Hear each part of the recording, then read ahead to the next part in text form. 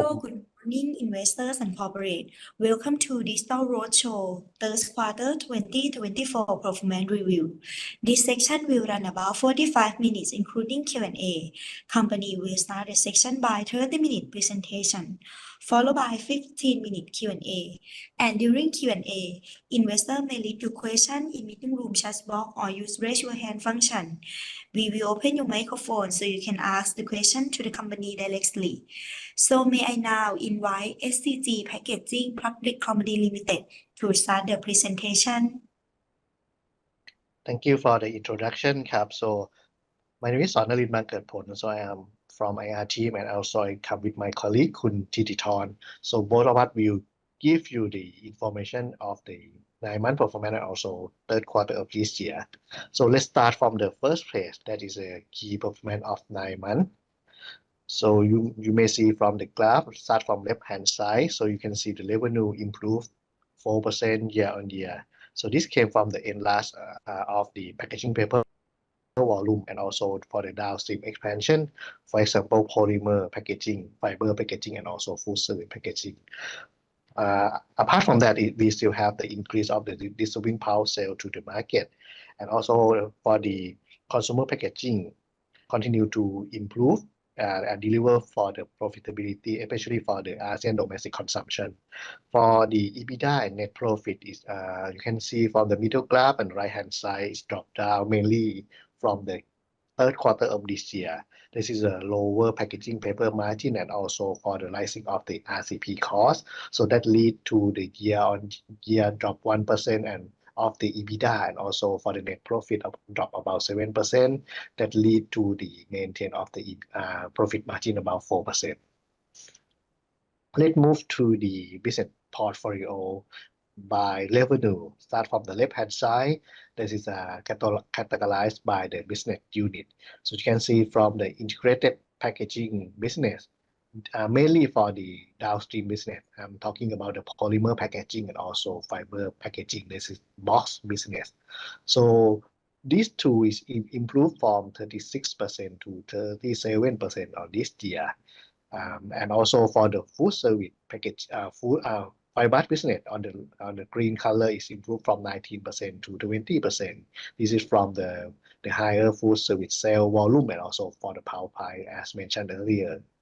And for the middle graph, the revenue separated by the destination for Thailand and Indonesia still maintained at 42% and 14%. And for the Vietnam and Philippines improved from the last year. This from the higher packaging paper sales, and also for the UK and EU is improved from the food service packaging. And for the rest of the world, declined a little bit. This is mainly from the China demand that's dropped down, especially for the Q3 as mentioned. So that's why the China portion is reduced from 7% to 6%. And for the consumer link portfolio, you can see we achieved third-fourth of the portion. This is about 75%. This can help us to stabilize the business and for the healthy of the consumer portfolio. And let's move to the performance and the demand in third quarter. I would like to have คุณธิติธร to give you information on this section. For demand movement in the third quarter of this year, so let's see demand by country on the left hand side first. If we compare it year on year, you can see that it shows improvement for almost every country except Indonesia and Europe that remain stable. And if we see a Q on Q comparison, most countries in ASEAN remain positive except Thailand during Buddhist Lent period, while Malaysia, Europe and the US remain unchanged. And if we consider demand by industry, let's start with consumer staples. So the domestic demand in ASEAN remain favorable, especially for food and beverage, consumer goods and food export. But demand for alcohol beverages slow down during Buddhist Lent period, and also effect from flood in certain area like in the north of Thailand. And for consumer discretionary, for garment export, the demand remains steady in order to serve the year-end consumption. But home appliance, electronic, and automotive sectors was sluggish because of Thai consumer spending. And then if we move to food service packaging, domestic demand in Thailand was healthy, especially in B2B and retail segments, but demand in Europe slowed down because of a long holiday in summer, which led to low stock replenishment. And then for packaging paper, ASEAN domestic demand slightly increased Q on Q because of low base and during soft demand for durable goods and export volume of container board demand to China was sluggish, and this led to pressure on regional export prices. And for pulp, or dissolving pulp, demand maintained in line with garment sector, but for short fiber pulp price, it decreased mainly from additional global supply. And for the next one, it's about a key financial in the third quarter of 2024. So for revenue, it's recorded at 33.4 billion, increased 6% year on year, mainly from the sales revenue of fiber packaging, polymer packaging, and dissolving pulp, and decline around 3% Q on Q because of lower sale volume of packaging paper and service packaging. And for EBITDA, EBITDA was around 3.5 billion baht, decreased 17% year on year, and 20% Q on Q. But for net profit is in the same way, was recorded around 578 million baht, dropped 56% year on year and 60% Q on Q. And the main reasons are from a lower packaging paper margin and impact from foreign currency, especially strong Thai baht. So EBITDA margin dropped from 14% to 10%, and net profit declined from 4% to 2%. And for the next one is the performance by business unit. So we will start with a integrated packaging business first, which is around 74% of total revenue. So the revenue of IPB is recorded at 24.6 billion baht, increased around 4% year on year because of a higher sale volume of fiber packaging and polymer packaging, especially in Vietnam and Thailand. But for Q on Q, it declined 3%. And if we take a look by subsegment for polymer packaging, so the revenue slightly dropped Q on Q because of soft medical supplies and labware in Europe because of summer holiday. But for consumer packaging, including fiber but for consumer packaging, it still improved, especially for food-related products such as processed food, seafood, pet food, and agriculture products, especially in Thailand and Vietnam. And for fiber packaging, so overall revenue increased Q on Q, especially in Vietnam and Indonesia. But Thailand, as I informed before, is slightly declined because of it's the season of food rent here, so it affects alcohol beverage to slow down. And for packaging paper, average sale volume declined 6% Q on Q. The main reason is from export volume to China, but we still try to maximize our domestic volume in our operations. And average selling price slightly improved around 1% Q on Q. And if we look at our EBITDA, it was 2.9 billion baht, decreased 21% year on year because of the higher cost of recovered paper. And then for Q on Q, it dropped 20% because of the lower packaging paper volume and also the rise of recovered paper costs. And then let's move to fibrous business, which is around 20% of total revenue. So the revenue of fibrous was 6.7 billion baht, which improved around 8% year on year because of the volume and selling price of dissolving pulp. But for Q on Q, it improved around 1%. So for food service packaging, revenue Q on Q decline because of lower sales in Europe from summer holiday. But we try to diversify our sales volume to the US and B2B segment in Thailand. And for fine paper and specialty, sales revenue slightly improved Q on Q, especially from specialty grade paper volume. And for pulp, dissolving pulp improved Q on Q in line with the demand for textile and garment. And for EBITDA, EBITDA was recorded at 800 million baht, dropped 6% year on year because of the lower prices of food service packaging and paper. And then for Q on Q, it decreased around 20% because of Thai baht appreciation and the lower selling prices of food service packaging and dissolving pulp. And for balance sheet, on the left-hand side, our net debt was 54.7 million baht, and debt to equity ratio was not so different from the previous year, around 0.97. But for net debt to EBITDA, it increased from 1.8 to 3.1, mainly from the additional share acquisition in Faja on the 30th of August 2024. And the investment amount was 22.8 billion baht, around 8.4 billion baht from cash, and the rest is from loan with a 2.9% interest rate. And then for cash and cash under management was 10.3 billion baht. Interest bearing debt was 65 million baht with an average cost of debt around 4.1%, which is similar at the first half of this year.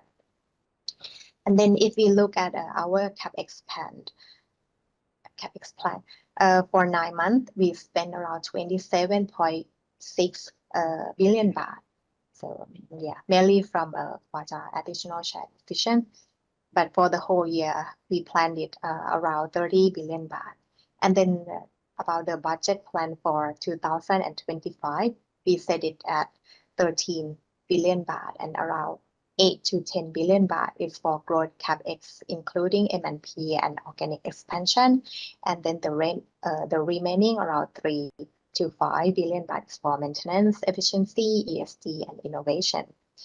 And then I will hand over to Khun Sonnalin for business update. Thank you, Kap. So regarding to we have the more acquisition for the Faja in Indonesia. So for the business update, I would like to focus on our operation in Indonesia. So I'm talking about Faja. So mainly we would like to do the financial improvement. That is our top priority. So how can we do that? So I would like to separate into 3 topics. For the first one, the second one, we are focusing on cost improvement. For the first one, operation improvement. So we would like to reduce the VC, this is a variable cost. How can we do that? So we would like to optimize with the raw material, because in the very first page, I mentioned about the RCP cost is quite high in first quarter and second quarter. So this one, we would like to optimize how to use the local RCP and also for the import RCP. So if we can optimize that, we can optimize for the cost. For the second one, for the energy mix, right now Faja uses energy from 2 sources. The first one from the natural gas and the second one from coal. So we have to optimize this as well. If we can do that, we can optimize. And for the quality rationalization, this means that we would like to adjust the SKU of the product. So if we can adjust by reducing of the SKU, that's quite match with the customer need. So we can get rid of the reject or the changing grade or the trim loss that might be happen for the process. And you can optimize how to use the fiber and also the energy, everything like that. So if we can do that, we can reduce cost again. For the second one, for the fixed cost overhead, we already success in Thailand and Vietnam that we use the AI and automation and machine learning to optimize the energy and move the people that have the capability in one certain area to another certain area, and then they can learn more, and then they can do more. So if we can do that, we can reduce cost from the fixed cost overhead. And for the third one, we would like to focus on the volume. because right now we also have the paper business in Indonesia, and also we have box business in Indonesia. Right now, our box pan use about 80% of the packaging paper from Fajar. We would like to use more than that. If we can use more, we can improve the utilization rate of the machine of the Fajar. And also, we still have the Allianz or our partnership that can use our paper as well. And also, if we focus more for the price adjustment and also focus more for the high margin section, if we can do that, we can improve the price and also we can improve the volume. So these three can help us to improve for the financial improvement. And how can we do that? As I mentioned on the left hand side. But let's see why Indonesia is a target country, because Indonesia is quite growth country. Why? Because Thailand and Vietnam, you can see from the middle graph, for the consumption per capita, this is how many kilogram of the packaging that consumer use for every year. So Thailand and Vietnam, you can see that we use a paper, we use a polymer, that is a lot. But when compared with Indonesia, still have room of usage. So it means that Indonesia is the high population, and also Indonesia as an industrial base, so it can have room to grow. And also on the right hand side, this is graph plot of the GDP from three countries. For the comparison, you can see Thailand, Vietnam is growth, but not much when compared with Indonesia. There is a high population, as I mentioned, so it still have growth rate about 4 to 8% for every year, so there's room for growth. So that's why we are focused in Indonesia, this target country. And for the next part, I would like to focus on the healthcare. As you may know that since 2021, we M&P, the company name Delta Lab, that is a company that produces healthcare labware that is located in Spain. And for 2023, we M&P Big Kappa company, that is a company located in Italy. From that, we learn from many things. We learn how to produce the healthcare and labware packaging, and also we know how to certificate, we know how to distribute the product, and especially for the customer, we distribute our product around 100 countries. So we learn from anything. And this year, we M&P VM Thailand, we hope to bring the knowledge and many things that we learn from Europe back to this region and produce in Thailand and serve customers in Thailand and also in ASEAN. And this year, we also do the MOU with Once Medical. Why we do with Once Medical? Because if you see from the picture, existing product that we have right now, I'm talking about the labware and disposable, and also we do the reagent. And for the bottom side, you can see we still have a lot of the opportunity. One of that is for the medical disposable. If I'm focused about the styling, we still don't have that right now. So that's why when we have Once Medical, we know how to produce the specific function of the siling. The first one, they have the protection to prevent when they do the injection, to prevent the needle from the user, and also from the specific silings, they can avoid with the void volume or the dead volume that have at the end of the needle. So if we can do the specific thing, we can serve for the niche market and also for the need of the customer. So right now we already do the MOU, we study together, and we really hope to launch new product as soon as possible. And also, okay, for the next part, I would like to update you about the carbon footprint. As we mentioned that we will grow the business in line with the ESG principle and align with the global standard. So right now we success on the upgrade of the rating from the MSCI from the BBB to A level, because we are improvement of the part of the social and also for the governance. This one is quite we have to disclose information, I can put like that. So we have to disclose information, and the MSCI will gather all the information and ranking us. So we have to do it better and better for every day. And for the second one, we we got the excellence level from the with the gold rating from the Carlo. So this is a second consecutive year that we got. And for the product on the right hand side, we call the certification of the carbon footprint. So right now we can certify about 145 products from our production, and also we got the certification for 16 processes. For the product, for the B2C, for example, printing and writing or food service packaging, we can certify from the raw material and process until the end of life of the product. For example, when you want to get rid of them or dispose them, so we can certify with the carbon release that might happen from the product. And for the B2B, we can certify from raw material production and also send to the gate of our customer, this is brand owner. When they put the product inside, so they can calculate off the carbon release that might happen. So this one we can certify. And for the box, as you may know, the box, we have the more than 10,000 SKU. We cannot certify one by one. If we can certify for the process, we can shorten the process of the certification. So right now, of the process that we have 16 process, starting from the corrugator until the printing process, so we can certify. So this one, it can reduce time for the certification about 50%. So this is all from the business update.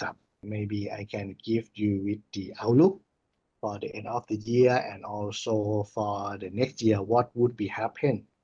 So I would separate into two factors. I say that for the internal factor, we can do with our effort, and we can do that by ourselves. For the first one, so you can see the internal factor that we can do, as you know, from the soft demand of the packaging in China is quite affected, not only for Thailand but for the whole region.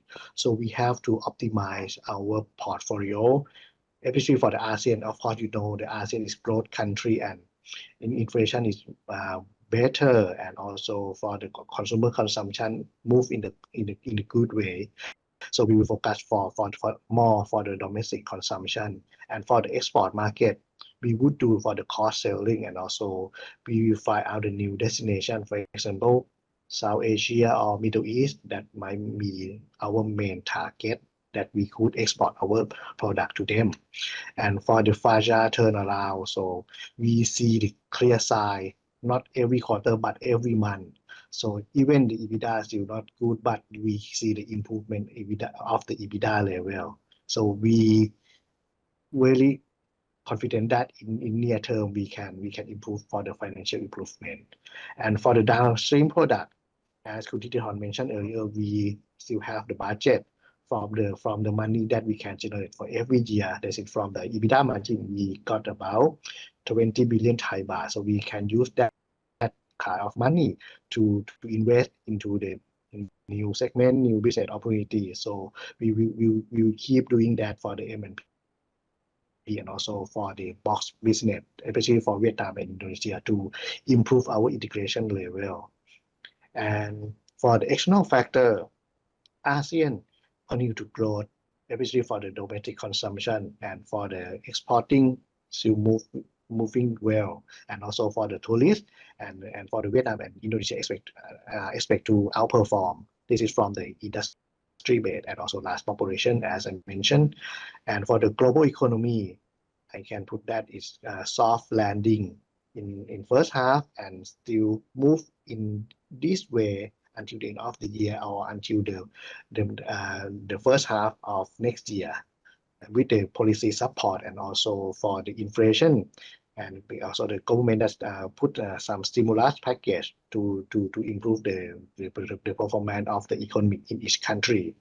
For the geopolitical instability, everyone see that, so still have the risks that we have to keep the eye on, and for the political transition, we have to keep the eye on. So luckily, ASEAN we are in the ASEAN, and also for the ASEAN region, we play with the crucial role as the middle guy. So it have some effect, but we still see the opportunity that we can have the investment from other countries, because we can send to this region. So this is our opportunity, and this is all for the wrap up with the outlook for this year and also for the first half of next year ครับ The session has come to an end.